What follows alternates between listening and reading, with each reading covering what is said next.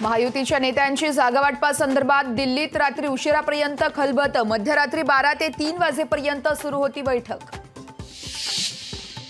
साताऱ्यात भाजपकडून उदयनराजेंची उमेदवारी घोषित, तर दिल्लीतील बैठकीत उदयनराजेंच्या नावावर शिक्कामोर्तब। काँग्रेसचे विदर्भातील उमेदवार जाहीर। नागपूरमधून विकास ठाकरे, गडचिरोलीमधून नामदाव किरसान, तर भंडाऱ्यातून रश्मी बर्वेंना उमेदवारी। विजय शिवतारेंनी सासवडमध्ये बोलावली पदाधिकाऱ्यांची बैठक, तर बारामतीतून अपक्ष निवडणूक लढण्यासंदर्भात घोषणा करण्याची शक्यता।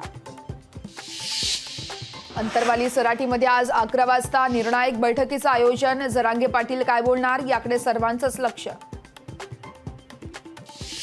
महाविकास आघाडी नाही, तर आता उद्धव ठाकरेंसोबतही आघाडी नाही।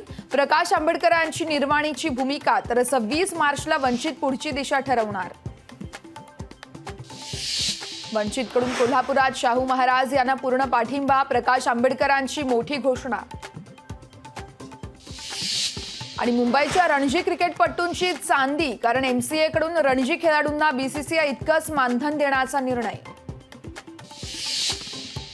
कोकणातील शिमगोत्सवाला मोठ्या उत्साहात सुरुवात। तेरसे उत्सव मोठ्या दणक्यात गावोगावी साजरा, तर शिमगोत्सवासाठी चाकरमानी मोठ्या संख्येने गावाकडे रवाना।